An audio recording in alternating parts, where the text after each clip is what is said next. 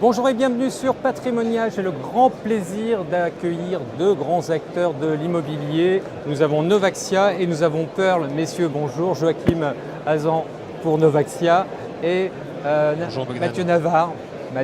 Bonjour. Pour Pearl. Vous allez bien? Merci beaucoup à vous d'être sur notre plateau. Formidablement bien. Alors je vais commencer par vous Mathieu, puisque ça fait 18 ans. Pearl. Déjà, Oui, c'est long. vous ne les faites pas. Et on a fait plein de choses. On a eu une forte croissance. Et 18 ans plus tard, alors Pearl avait innové en son temps, avait créé un schéma nouveau d'investissement. Aujourd'hui, on continue à innover, mais différemment.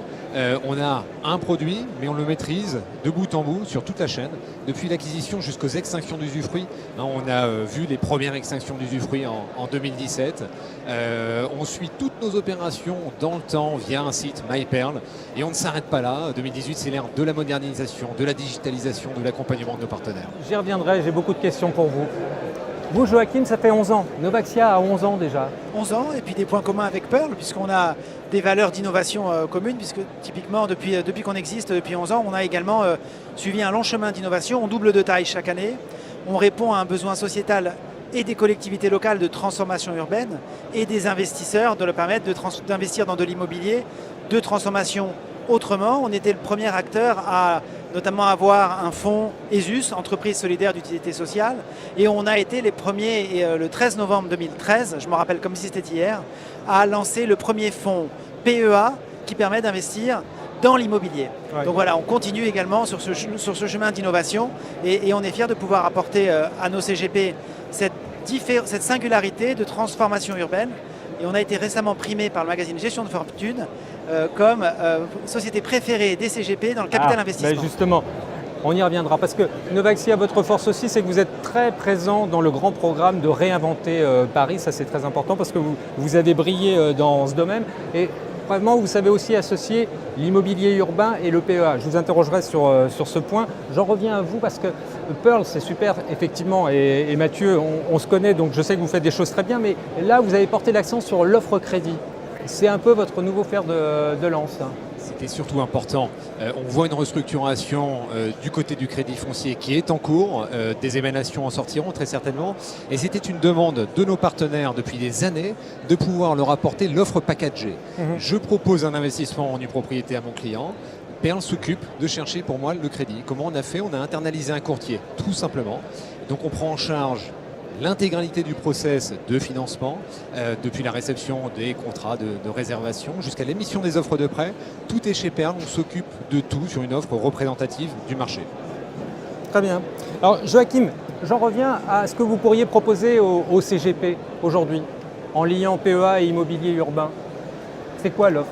Alors déjà, le point de départ, c'est flécher l'épargne vers la transformation urbaine. On voit bien que les pouvoirs publics aujourd'hui, l'État et les grandes agglomérations, elles ont peu de moyens financiers, mais elles sont riches de foncier.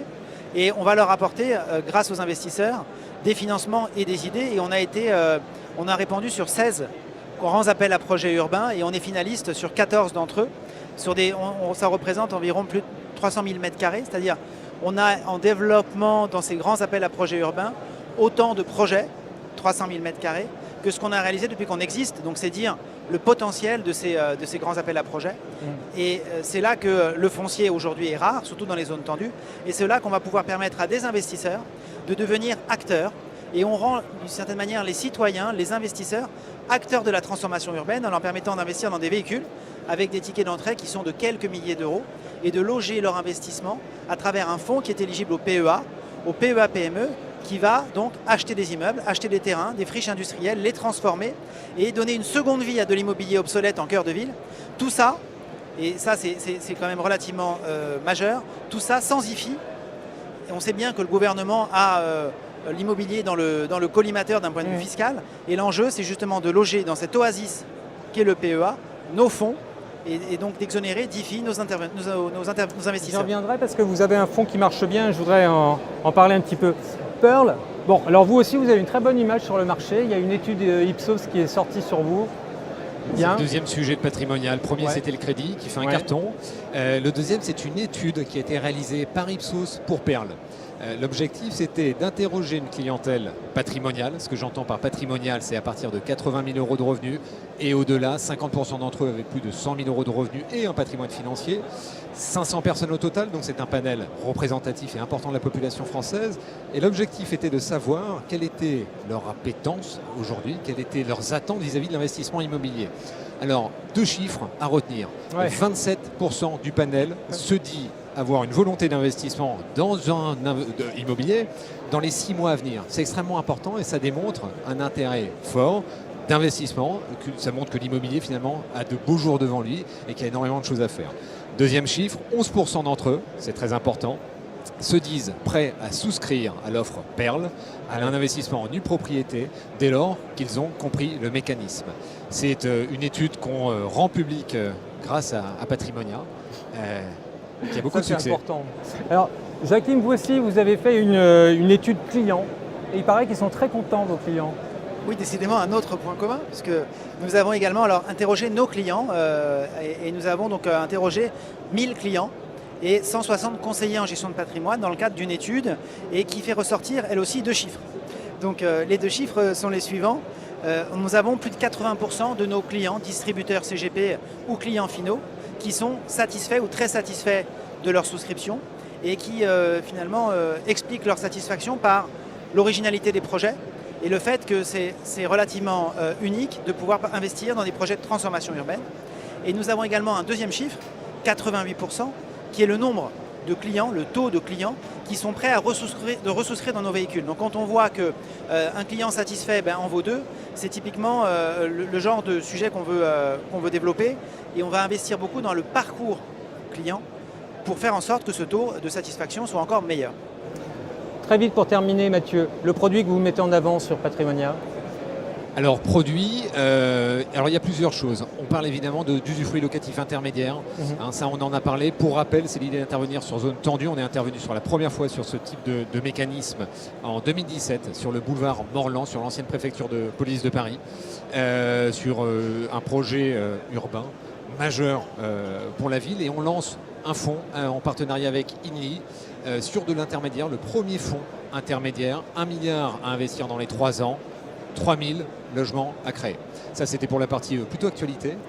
D'un point de vue des programmes, on a lancé pour Patrimonia un projet à Paris sur un immeuble de caractère dans le 12e arrondissement, immeuble haussmannien. Ça fait un carton. Je crois qu'il n'y en a plus au moment où on se parle. On lance également un projet à Beau-Soleil, à côté de Monaco, à Marc-en-Barœul, dans le Nord, à Lyon. Très bien. Et vous, Joachim ? Là, il y a un produit qui vient de s'achever, c'est le Novaxia Immo 4. Il paraît qu'il a cartonné, mais il est fermé. Il y a celui-là. Alors voilà, effectivement, le sujet, c'est que Novaxia Immo Club 4 devait clôturer dans quelques semaines. Et en fait, il a clôturé en juillet par anticipation parce qu'il a atteint le plafond de collecte. Alors, vous êtes venu avec quoi? Alors justement, il y a son petit frère qui est là.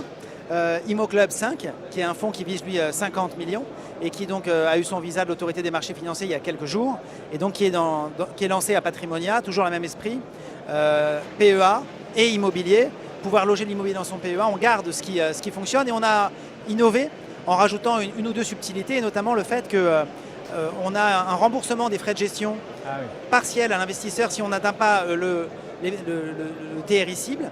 Et un deuxième sujet, c'est le fait que si on souscrit jusqu'au 30 janvier, eh bien, on a une valeur de liquidatif de part de 0,96. Donc il y a un intérêt à investir avant les autres. On vous réinvitera en plateau pour que vous nous expliquiez ça encore une fois. Joachim, en tout cas, merci beaucoup. Mathieu, merci à vous deux d'être venus sur ce plateau. Merci beaucoup.